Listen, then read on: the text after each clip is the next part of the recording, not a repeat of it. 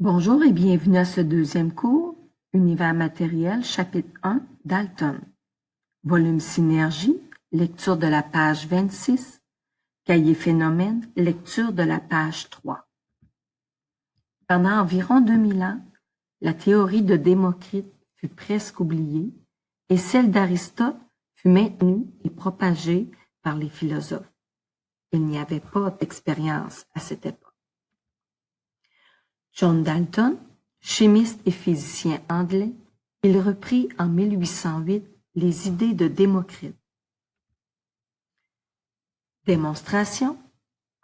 La première, lorsqu'on mélange 25 ml d'eau avec 25 ml d'alcool, on obtient un volume total de. La deuxième démonstration, lorsqu'on mélange 25 ml de sable avec 25 ml de poids, on obtient un volume total de. Explication des démonstrations de Dalton. Lorsque nous avons mélangé l'eau et l'alcool, nous avons obtenu un volume total inférieur à la somme des volumes d'eau et d'alcool. Alors 25 ml d'eau plus 25 ml d'alcool, ça n'a pas fait un volume total de 50. Comme les molécules d'eau sont plus petites que les molécules d'alcool, elles vont s'insérer dans les espaces entre les molécules d'alcool. C'est aussi ce que nous avons constaté dans la démonstration avec le sable et les poids. La théorie atomique de Dalton. La matière est discontinue. Elle est constituée de vide et d'atomes qui sont invisibles et indivisibles. Il reprend donc la théorie de Démocrite.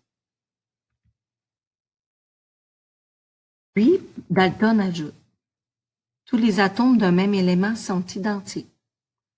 Prenons par exemple l'atome hydrogène H.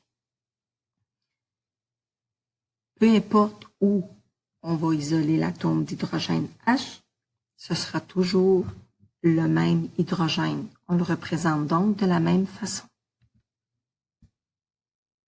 Tous les atomes d'éléments différents sont différents. Donc, l'hydrogène et l'oxygène doivent être représentés par des symboles différents.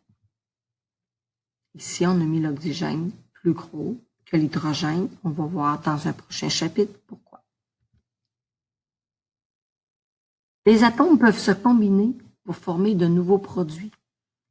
Et les nouveaux produits ont des caractéristiques et des propriétés différentes des atomes de départ.